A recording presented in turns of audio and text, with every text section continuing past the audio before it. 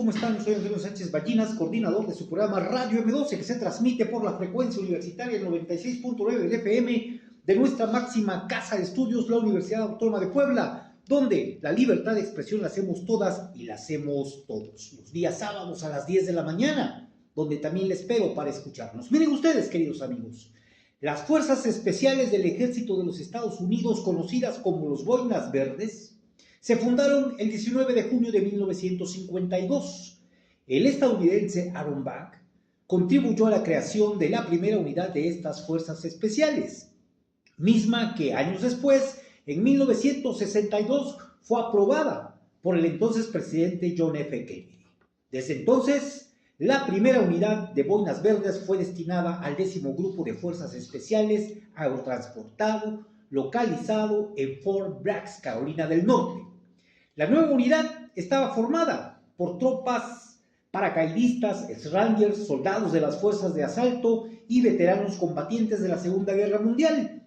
La misión de esa unidad en aquella época, en sus primeras misiones, era infiltrarse por tierra, por mar o aire en territorio enemigo y conducir operaciones de guerra, llevando a cabo misiones de inteligencia y operaciones antiguerrilleras, es decir, operaciones antipopulares. Las primeras operaciones de las Fuerzas Especiales comenzaron a fines de 1952, cuando fueron enviadas a la Guerra de Corea después de la derrota y expulsión de las tropas de la ONU en la batalla del embalse en Chosin, pero igual fueron derrotados. Así pues, inicialmente los Boinas Verdes se destinaban principalmente al combate de guerrillas, al combate de las luchas de los pueblos. Pero a partir de las frustrantes derrotas y a partir de la integración de las Fuerzas Armadas estadounidenses en la OTAN, su función cambió. Ahora sus misiones son de infiltración, de reconocimiento y vigilancia, observación para realizar ataques concretos, siempre en pequeños grupos de 15 a 20 hombres aproximadamente, y siempre detrás, en las sombras y detrás de las líneas políticas, coordinados por un embajador que a su vez coordina a un grupo político interno y externo. Si nos damos cuenta, ahora el actual embajador de Estados Unidos en nuestro país, en México, es un ex Boina Verde. Esto representa que ahora los militares están funcionando políticamente, y esto es una manifestación del fascismo. Esta variante significa que su actuar ahora no es convencional. Esto significa que los militares que hacen política hacen también la guerra. Pero ahora se trata de una guerra no convencional, es decir, se trata de acciones beligerantes, sigilosas, en la oscuridad, secretas, pues. Esto en lugar de usar la fuerza desmedida como lo hacían antes, a usar las fuerzas o la arma convencional. Se trata de acciones políticas que secundan y fortifican, sin embargo, las acciones armadas cuando estos los consideran necesarias, es decir, las acciones de la guerra convencional.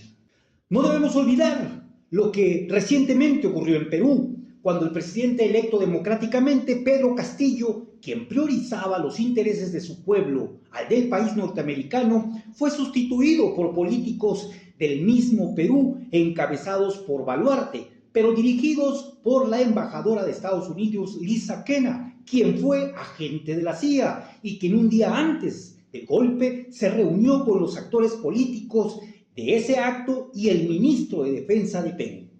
No debemos olvidar que Evo Morales, el primer presidente indígena de Bolivia, primero luchó contra los esfuerzos bolivianos y estadounidenses, es decir, actores políticos locales, nacionales, de ahí de Perú y extranjeros que pretendían erradicar el cultivo de la coca.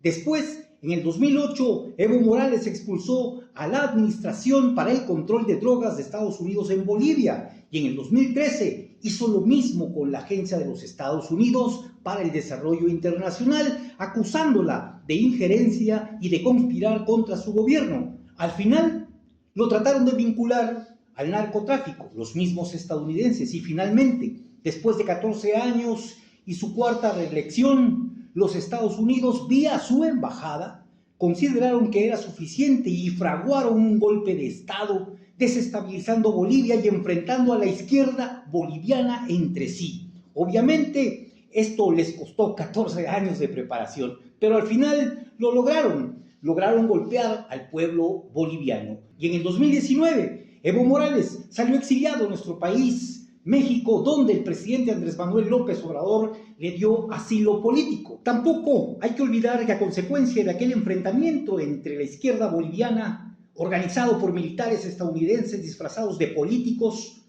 tuvo una nueva circunstancia cuando la tropa, liderada por el comandante Juan José Zúñiga, perteneciente al grupo de Pachachos, que son un grupo creado al interior del ejército dedicado a labores de inteligencia militar que responde a la CIA, aliada de Arce, opositor a la izquierda del mismo Evo, ocupó la Plaza Murillo en La Paz, donde se encuentra la sede del gobierno boliviano, para declarar que se opondría con las armas a que el expresidente Evo Morales, presidente democrático y que prioriza por su pueblo, que priorizaba por su pueblo antes que por los intereses norteamericanos, fuese candidato nuevamente a las próximas elecciones en Bolivia. Es también inapropiado dejar de ver que el ultraderechista Bolsonaro, que gobernó Brasil entre el 2019 y 2022, intentó dar un golpe de Estado al gobierno de Lula.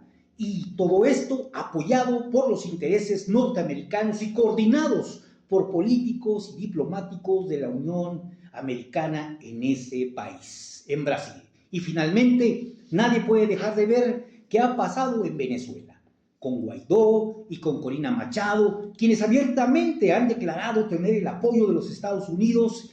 Ahí han sido más abiertos pues con esta situación, puesto que el país socialista de Venezuela ha descubierto cada uno de sus intentones golpistas justo a tiempo.